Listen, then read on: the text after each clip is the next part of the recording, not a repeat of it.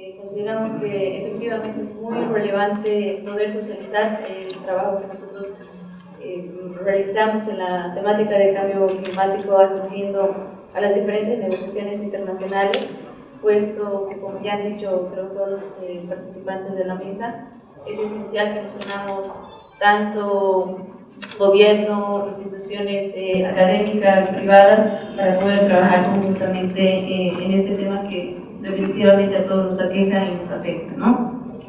A mí se me ha pedido poder hablar un poco de las negociaciones internacionales y el enlace que se tiene en el ámbito nacional. Sé que tengo 15 minutos, voy a tratar más que una exposición magistral, una exposición bastante rápida, pero tratando de poder enfocar y darles tal vez lo que más se necesita para poder contribuir al taller que ustedes necesitan, que van a desarrollar. En definitiva, las negociaciones internacionales en cambio climático están en el marco de la Convención de Naciones Unidas sobre Cambio Climático, que se ha suscrito por los diferentes países en 1992, y desde esa época es que se tienen los diferentes grupos de negociación en el marco de esta convención. Prácticamente, como acá indica, el objetivo fundamental de las negociaciones en cambio climático es la estabilización de las concentraciones de los gases de efecto invernadero en la atmósfera a un nivel que limite la peligrosa interferencia humana en el sistema climático. ¿Qué es lo que se quería efectivamente? Es que a través de las reducciones de gases de efecto invernadero se pueda preservar la integridad ambiental, toda vez que se habían evidenciado límites que ya estaban comprometiendo el sistema climático nuestro en razón de la masiva emisión de gases de efecto invernadero y obviamente afectándonos directamente a nuestro sistema climático. En el marco de esta convención, no solamente lo que es reducción de gases de efecto invernadero se estaba tratando. Esta reducción de gases de efecto invernadero se la llama mitigación. También existen otros pilares fundamentales para poder realmente hacer frente al tema de cambio climático. Por ejemplo, está la adaptación, está la transferencia de tecnología, está el financiamiento para poder realizar justamente acciones de mitigación y de adaptación, está la creación de capacidades. En líneas generales, son los países desarrollados los que prácticamente tienen los compromisos de reducción de gases de efecto invernadero. Esto se había manejado justamente hasta prácticamente el 2011, ¿no? A través del protocolo de Kioto. Es decir, los países desarrollados tienen diferentes compromisos de reducción en el marco del único sistema vinculante que nosotros tenemos, que es el protocolo de Kioto, que viene a ser como una especie de reglamentación a la Convención Marco de Naciones Unidas sobre Cambio Climático, ¿no? Lamentablemente, ya en el 2011, en la última conferencia de las partes, que se llama por las siglas en inglés, se denomina COP, en la COP de Durban, que se llevó a cabo en Sudáfrica, este eje de poder centrarse realmente en todos los pilares de la convención, es decir, adaptación, financiamiento, creación de capacidades, transferencia de tecnología y mitigación, cambia. En 2011 se ha acordado negociar para el año 2015 un tratado climático que entre en vigencia el año 2020, que esté enfocado prácticamente en lo que son las acciones de mitigación, es decir, las acciones de reducción de gases de efecto invernadero, pero ya no solamente por los países desarrollados, sino por toda la comunidad internacional. Eso quiere decir que, por ejemplo, Bolivia y los países en desarrollo como África, como países que realmente tienen muy poca incidencia en lo que es la contribución a la atmósfera de sus gases de efecto invernadero, tienen que asumir obligaciones, ¿no? Entonces, este es el nuevo reto en la comunidad internacional que se está negociando. Prácticamente a partir del 2011, el año 2012 se tenido como que toda la estructuración de cómo van a ser estas negociaciones, y este 2013, justamente en mayo, ha arrancado ya las negociaciones de este nuevo acuerdo, ¿no? Entonces, ahorita las negociaciones internacionales lamentablemente se están enfocando más en lo que viene a ser acciones de mitigación de los gases de efecto invernadero, y se está dejando de lado lo que tanto se había peleado por los países en desarrollo desde 1992, prácticamente desde el 2011, de poder enfatizar en los diferentes pilares de lo que es realmente la lucha contra el cambio climático, es decir, adaptación, por ejemplo, transferencia de tecnología. En las negociaciones, lamentablemente, el objetivo fundamental es, ¿no es cierto?, reducir los gases de efecto invernadero para poder estabilizar el sistema climático nuestro. Lamentablemente, ese objetivo se lo ha perdido.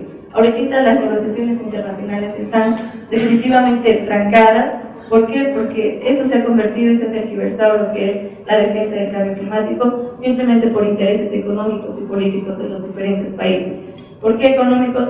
Cuando nosotros nos enfrentamos, cuando la comunidad internacional está en las negociaciones, nosotros nos estamos enfrentando a representantes, si bien con la bandera de algunos países, pero que son representantes que vienen de las diferentes empresas transnacionales, por ejemplo, de la aviación, de la agroindustria, empresas que definitivamente con la reducción de gases de efecto invernadero, con los límites que se puede colocar a la emisión de su, por ejemplo, de su producción a través del límite de los gases de efecto invernadero, definitivamente se está afectando su patrimonio económico, el desarrollo que ellos tengan, ¿no? Entonces, es por eso que estas negociaciones ya no se tratan del clima, se trata de los intereses económicos de los países, de las empresas, sobre todo de los países desarrollados, ¿no? Y últimamente, y lamentablemente también de los países con economías emergentes, porque es otro de los problemas que evidentemente este acuerdo del 2011 que trata de involucrar a todos los países se ha dado a partir de la negativa de los países desarrollados de poder aportar a los países en desarrollo en temas económicos, de transferencia de tecnología, a países, por ejemplo, como la India, como el Brasil, todas las economías emergentes como la China. ¿Por qué? Porque al final de cuentas ellos realmente están ya en el camino de prácticamente ser tan iguales, por ejemplo, China ya ha rebasado, por ejemplo, el nivel de gases de efecto invernadero que emite, por ejemplo, Estados Unidos, ¿no es cierto? Entonces, prácticamente por esa pelea que se tenía entre países desarrollados y países en desarrollo, pero sobre todo los emergentes, a todos nos están metiendo en la misma bolsa para poder tener límites de gases de efecto invernadero, y así, de una u otra forma, los países en desarrollo, entre comillas, es decir, con menos desarrollo, por ejemplo, Latinoamérica, excepto obviamente Brasil, quedamos afectados porque este límite de gases de efecto invernadero directamente a nosotros nos afecta también en el límite a nuestro desarrollo, ¿no? Pero eso es algo que vamos a tratar de hablar un poquito más adelante. Entonces, para el 2015 tenemos este gran reto de poder ver cómo es que todos los países del mundo vamos a tener o suscribir compromisos de reducciones, pero lo que nosotros estamos luchando es que se respete el principio de responsabilidades comunes pero diferenciadas, que es el principio que lo ha adoptado en el Río 1990 y es prácticamente un principio de lo que es el desarrollo sostenible, que de una u otra forma quiere decir, por ejemplo, o sea, no es lo mismo que Bolivia asuma responsabilidades como por ejemplo Estados Unidos, ¿no? Porque la diferencia en contribución en las cuotas de emisión de gases de efecto invernadero, en este caso particular, son absolutamente diferentes, ¿no? Entonces ese es uno de los de las líneas rojas que los países en desarrollo tenemos para poder preservar este principio que efectivamente los países desarrollados quieren evadir y quieren dejar de utilizar este principio en el marco de las negociaciones. Uno de los temas más fuertes para estas negociaciones justamente es generar un sistema de medición, reporte y verificación mucho más efectivo y transparente que el que ya se tenía en el marco del protocolo de Kioto para ver efectivamente las reducciones de gases de efecto invernadero, ¿no? Y este MRV, que se denomina por sus siglas de medición, reporte y verificación, ha generado básicamente la generación de un fondo verde para el clima. Tal vez las personas acá presentes saben que el 2010 en Cancún, el 2011, se hablaba mucho del éxito de las negociaciones porque se ha creado un fondo para el cambio climático, ¿no? Un fondo finalmente algo que va a solucionar los problemas de los países en desarrollo, porque se supondría que se tendrían que efectivizar 100.000 millones de dólares por parte de los países desarrollados a los países en desarrollo para poder realizar estas acciones principalmente de investigación. Lamentablemente eso no es cierto. Si bien se ha creado el Fondo Verde, ahorita no existe por la mayoría de los países desarrollados las contribuciones efectivas de estos capitales que tendrían que pasar al Fondo Verde. Supuestamente este Fondo Verde también debería ayudar para, por ejemplo, acciones de adaptación. Por tanto, las negociaciones internacionales no están dando el fruto ni los resultados esperados, ni en acciones de mitigación, ni en el apoyo de los países desarrollados a los de desarrollo, por ejemplo, a través de financiamiento y por tanto, a través de tecnología y tratando de realizar acciones de adaptación efectivas. En el tema de la agenda de adaptación ya en cambio climático, es una agenda que se mueve muy lentamente, ¿no? Hemos visto que la agenda de mitigación, pero hacia nosotros, hacia los países en desarrollo, más bien se ha movido bastante efectivo, porque lo que han logrado los países desarrollados es que no solamente ellos tengan los compromisos de reducción, sino nosotros también. Entonces ellos realmente han sido efectivos en empujar la agenda de mitigación, pero para un compromiso global, ¿no? Agenda de adaptación que obviamente, la adaptación a quienes les importa más, a los países en desarrollo. Avanza con resultados muy modestos. Se tienen creadas varias instituciones en el marco de la adaptación, pero no son operativas ni tampoco efectivas. En 2011 se ha creado por fin un comité de adaptación, pero como ustedes entenderán, es todo un proceso burocrático para establecer su buró, su presidencia, sus diferentes comités, sus diferentes oficinas de acción. Entonces eso está también en proceso de formación. Uno de los grandes avances que se tiene es la generación de los planes nacionales de adaptación, que en principio habían sido solamente generados para los países menos adelantados, con el propósito de que estos países menos adelantados puedan realmente presentar ante la convención y que puedan ser financiados tanto los planes como las acciones que devengan de los planes. Pero posteriormente se ha visto la necesidad de que prácticamente estos planes de acción en adaptación a nivel nacional puedan ser para todos los países. Pero de ahí que haya financiamiento para todos los países, es otra lucha que nosotros vamos a tener que enfrentar en los próximos años. La participación de Bolivia en la temática de adaptación, tenemos dos hitos bastante significativos. Prácticamente Bolivia ha aportado en el marco de las negociaciones internacionales la promoción de dos mecanismos. Uno es el mecanismo internacional de daños y pérdidas, promovidos por el Estado Plurinacional de Bolivia y aceptado por toda la comunidad internacional. Es decir, este mecanismo es ya parte de las negociaciones internacionales. Han asumido los países, han estado de acuerdo los ciento tantos países en poder crear un mecanismo internacional de daños y pérdidas. Esto se ha podido concretar justamente el año pasado en la conferencia última de las partes, que ha sido en Doha, Qatar. Este año 2013 se tiene que poder prácticamente desarrollar la parte operativa del mecanismo, y como básicamente es el mecanismo propuesto por Bolivia, nosotros estamos emprendiendo realmente acciones bastante efectivas, por así decirlo, para que este mecanismo y su institucionalidad pueda aprobarse este 2013 en Polonia, que es la próxima conferencia de las partes, me parece que en noviembre, para que ya pueda funcionar por lo menos ya para el 2015, ¿no? Este mecanismo básicamente se concentra en la posibilidad de dar respuestas rápidas y concretas ante los impactos de los eventos de cambio climático, y sobre todo para la identificación de riesgos y necesidades de los países vulnerables, ¿no? Esto es más sobre todo para los países en desarrollo.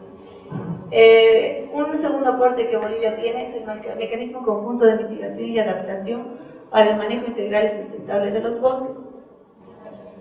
Ahora bien, este mecanismo nosotros lo hemos podido introducir en las negociaciones internacionales el año 2011, en la penúltima conferencia de las partes que ha sido llevada a cabo en Durban, en la que nos han aceptado prácticamente los países poder generar ese mecanismo, pero nosotros hemos presentado este mecanismo como una alternativa al mecanismo que se refería el viceministro, al mecanismo de RED, que es el mecanismo de reducciones por emisiones por deforestación y degradación, que prácticamente trabaja sobre la base del mercado de carbono.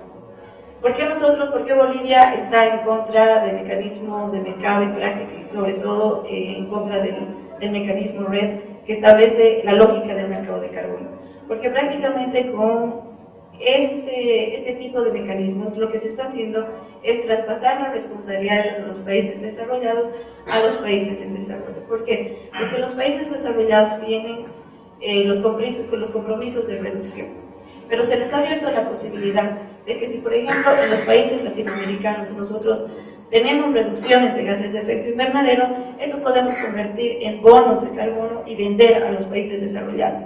Es decir, que lo que se está haciendo es no reducir en las fuentes, es decir, en los países emisores, efectivamente los gases de efecto invernadero. Lo que se está haciendo es comprar reducciones que se han llevado a cabo en otros países, lo cual no contribuye a la integridad ambiental, lo cual no contribuye efectivamente a la reducción de gases de efecto invernadero. Es por eso, y bueno, tiene muchas otras aristas, lo que son los mecanismos de mercado, pero tal vez en otra oportunidad podemos hablar, pero prácticamente ese es el centro por el cual Bolivia no está de acuerdo con el sistema de mercados de carbono. Es por eso que nosotros hemos presentado este mecanismo, y aparte este mecanismo tiene la visión de poder juntar los ejes de mitigación y adaptación.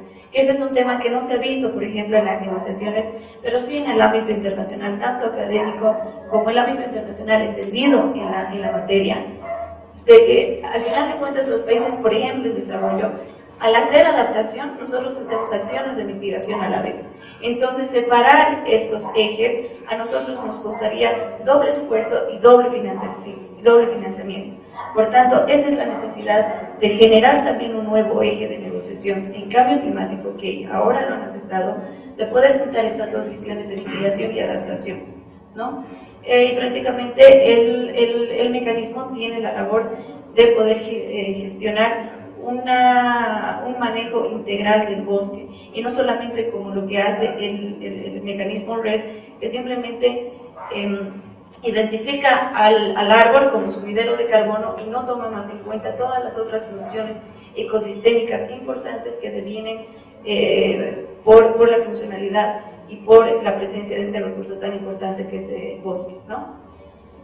Ese es un poco el ámbito internacional que se tiene en las negociaciones, y lo que se está intentando, lo que se ha tratado de hacer es poder enlazar el ámbito internacional con el ámbito nacional, con todos los esfuerzos que nacionalmente nosotros hacemos, ¿no? Y también a la inversa, que todos los esfuerzos nacionales nosotros podamos llevar al ámbito internacional. Es por eso que se ha generado la Ley de la Madre Tierra, justamente el año pasado, en octubre, se ha aprobado la Ley de la Madre Tierra, cuyo objeto no es solamente el cambio climático, sino es poder generar una nueva visión y un nuevo modelo, entre paréntesis, decir, de desarrollo. Lo que propicia la Ley de la Madre Tierra es básicamente el desarrollo integral, que es lo que lo que profesa es llegar a vivir bien en armonía con la naturaleza en el marco de una defensa de los derechos de la Madre Tierra, a través de acciones colectivas, a través de enfoques ecosistémicos. Bueno, la ley es larga, pero el objetivo general es básicamente ¿no? Generar un nuevo modelo integral de desarrollo que pueda realmente tener los pilares fundamentales de medio ambiente, económico, social, cultural. La Ley de la Madre Tierra, como les decía, se enfoca en lo que es el desarrollo integral, pero no hay que entender el desarrollo integral como un fin en sí mismo, sino nosotros entendemos como un medio para alcanzar justamente ese nuevo paradigma que se está proponiendo en la ley, y articulando a los diferentes derechos que también establece la Constitución Política del Estado y otras normas que son relevantes en la temática, ¿no? Bueno, el desarrollo integral se lo entiende como este proceso de generación e implementación de acciones para la creación, provisión, fortalecimiento de condiciones, capacidades, medios materiales, sociales y espirituales que promueven las relaciones solidarias de apoyo y cooperación mutua, ¿no? Todo esto en el enfoque de un vivir bien en armonía con la naturaleza. Una de las virtudes de la ley de la Madre Tierra, ya enfocado o aterrizado en lo que es el cambio climático, es justamente la creación de una autoridad plurinacional de la Madre Tierra que se encarga sobre todo de la temática de cambio climático. Nosotros sabemos, y bueno, si no sabemos, teníamos, ya me parece desde hace 15 años, el Programa Nacional de Cambios Climáticos, ¿no? Que era la entidad efectiva de enlace con la Convención Marco de Naciones Unidas, que justamente realizaba acciones en el ámbito nacional. Pero por toda la relevancia, por toda la importancia que significa esta temática de cambio climático, que aquí muchos de los expertos que están presentes y justamente también de los estudiantes entienden que el cambio climático es un eje, es una temática que tiene que realmente ser eje transversal en todos los sectores. A nosotros nos impacta en la economía, nos impacta en la salud, nos impacta en el desarrollo productivo, básicamente en todos los sectores, ¿no? Es por eso que, y por otras razones más, que se le da tanta importancia a este tema, que se crea una autoridad efectiva y propia que puede realmente hacerse cargo de toda esta temática de manera transversal a todos los sectores. Esta autoridad de la Madre Tierra es una entidad estratégica, autárquica, de derecho público, tiene autonomía de gestión económica, técnica, administrativa, y está bajo la gestión del Ministerio de Medio Ambiente y Agua. Actúa o va a actuar en el marco de la política y del Plan Plurinacional de Cambio Climático. Todo esto, por si acaso, estamos en proceso de reglamentación. Ahorita lo que era el Programa Nacional de Cambios Climáticos está en un proceso de transición hacia esta autoridad de la Madre Tierra, ¿no? Y prácticamente es responsable de la formulación de políticas, planificación, gestión técnica, elaboración de la estrategia y los planes que tienen que ver con la temática de cambio climático. Otra de las virtudes que tiene este mecanismo esta ley es que crea 3 mecanismos, ¿no? Reconoce el mecanismo de mitigación y adaptación conjunta de bosques que se ha implementado en el marco de las negociaciones, crea el mecanismo de mitigación per se para la temática de cambio climático y el mecanismo de adaptación, ¿no?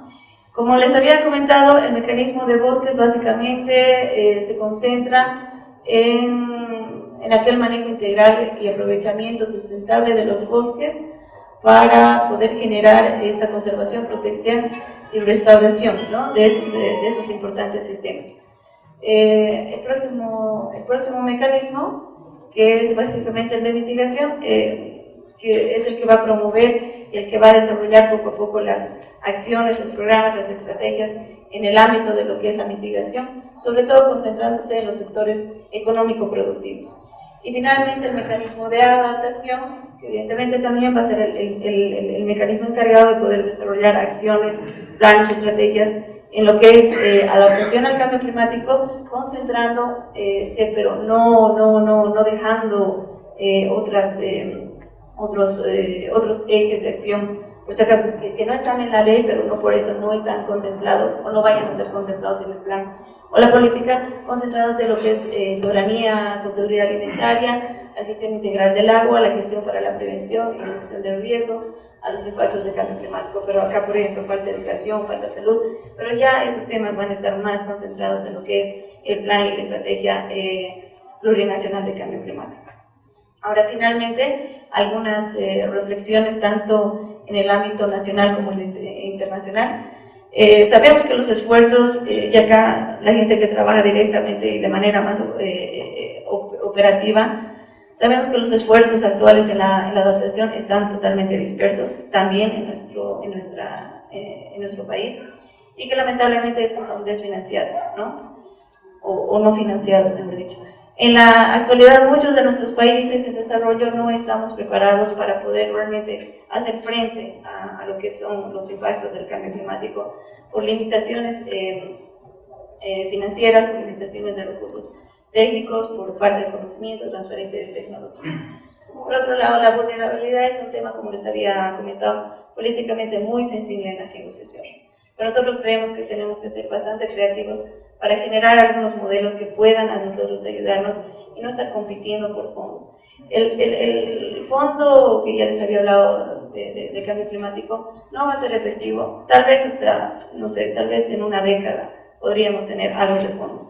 Pero el tema de vulnerabilidad, es decir, los países isleños, los países africanos son más vulnerables que, por ejemplo, los países de los Andes, va a ser realmente un tema bastante problemático para poder asignar fondos a los diferentes países. Por eso, nosotros consideramos que si bien tenemos que participar en todas estas negociaciones y tratar que, por ejemplo, a través de nuestros planes nacionales de adaptación podamos tener algún financiamiento de parte de la Convención, nosotros consideramos que las gestiones bilaterales y las gestiones con otro tipo de financiadores pueden ser más efectivas para la temática de adaptación en el ámbito nacional. Y por otro lado, es necesario que el mismo gobierno pueda dar más apoyo en recursos financieros para esta temática que es tan importante para nosotros, ¿no? Por otro lado, nosotros necesitamos trabajar mucho en estos enfoques de mitigación y adaptación conjunta, porque son los enfoques y los modelos que nosotros nos va a poder proveer en el futuro muchas más oportunidades de adjudicarnos algunos recursos financieros que la cooperación internacional tiene previsto o para mitigación o para adaptación. Si nosotros somos capaces de generar